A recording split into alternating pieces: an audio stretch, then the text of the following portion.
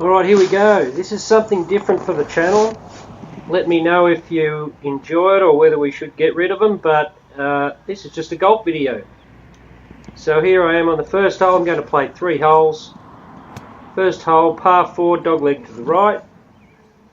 And got a driver, maybe a 3-wood would be better, but so I've hit a good drive, started down the left and came back to the right. Not that long, but pretty reasonable.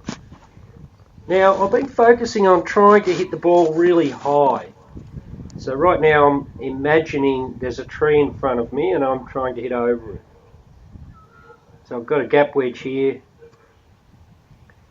and probably a bit too long a swing. You can see me trying to hit high, but in the wind that's landed just short of the green. Pretty good hit though for me. Now I've got a very long putt from just off the green and it's uphill, so should be able to get this fairly close, but it is my first putt. I've just walked straight out of the car onto the course and let's see what he does or what I do. And that's way too long. That's 2 meters too long. So I'm a little bit disgusted there.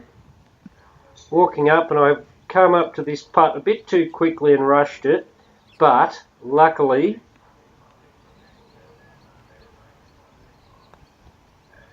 it's gone in. That's a par on the first hole. So very happy with that. Bit of a long putt for the par, shouldn't have been that long. Here I am on the 8th hole. It's a par 4 again, dogleg right, but it's just a matter of laying up. So I've got the 3-wood out and I'm trying to draw it actually, but luckily I've pulled it down the left, but it's faded back.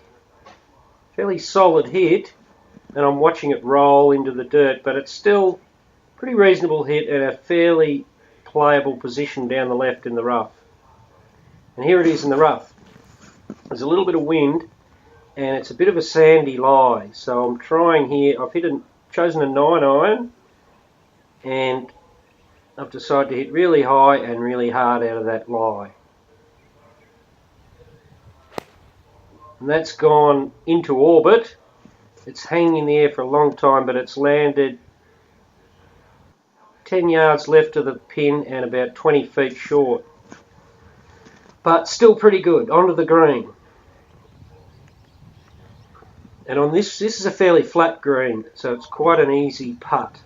All putts on this green are relatively easy. It's the 8th at Bendigo Golf Course.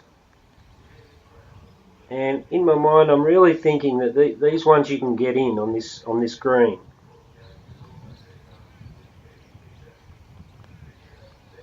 And there it goes. It's going in. Oh no, not quite.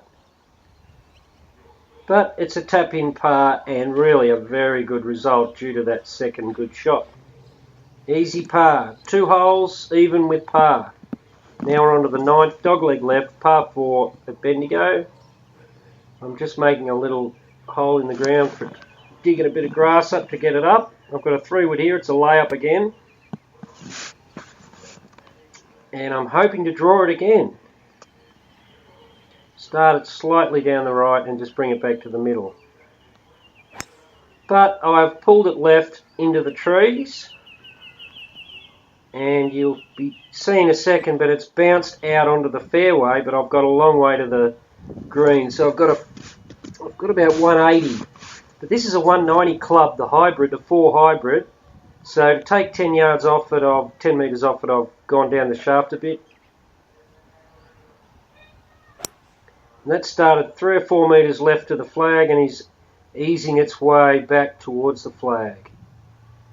And amazingly, it's landed about 8 to 10 feet right of the flag, pin high. Best shot of the day. So we have a chance to go 1 under after 3 holes. not a hard putt. 10 feet, it actually looks longer than it is. It's quite a short putt, and I'm feeling like I should get this in. But let's see. Under the pressure, I was a bit shaky. Yeah, not great under pressure. So I've decided to have another putt there, because I know I can get it this time. But now I'm not shaky, and so I've hit it much firmer and hit it straight through the break. Anyway, thanks guys. That is